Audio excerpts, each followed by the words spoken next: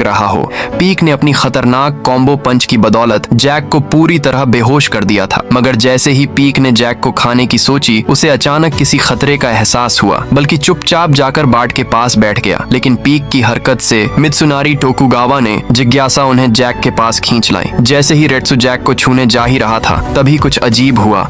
Tokugawa डर के मारे वहीं पेशाब कर बैठा। शुक्र है कि वो छोटा कद वाला था, नहीं तो वहीं पर खत्म हो जाता। जैक को देखकर, जिसने अपने दोनों मिडिल फिंगर क्रॉस कर रखे थे, अगर पीक ने अभी जैक को छुआ होता तो जैक की वो 2 उंगलियां पीक के कानों को चीर देती और उसी पल लड़ाई का नतीजा पलट जाता। हालांकि जैक आखिरकार पीक से हार गया। जैक को जल्दी ही अस्पताल भेजा गया। डॉक्टर कोहमे के इलाज से उसकी जान किसी तरह बच गई। लेकिन जब टोकुगावा और कोहमे जैक की चोटों पर चर्चा कर रहे थे, तभी नर्स ने बताया कि मरीज कहीं गायब हो गया है उधर। वो सीधे फिर से पीक के पास जा पहुंचा। पहले उसने माफी मांगी कि वो लड़ाई अधूरी छोड़ गया था, और फिर उसने एक बार फिर तूफान जैसी मार के साथ हमला कर दिया। इस अचानक हमले ने पीक को हैरान कर दिया। अब की बार पीक सच में डर गया और बेतहाशा रास्ता भूलकर भागने लगा। पहले जितने भी लड़ाके पीक से हारे थे, वो फिर से कभी नहीं उठे, मगर जैक जैसे पीछे ही पड़ गया हो। पीक अब और नहीं सह पाया। उसने घूमकर जैक पर पलटवार किया। डर के कारण उसकी पूरी ताकत से किया गया वार जैक को हवा में घुमा देने लगा। इतनी तेजी से वो घूमने लगा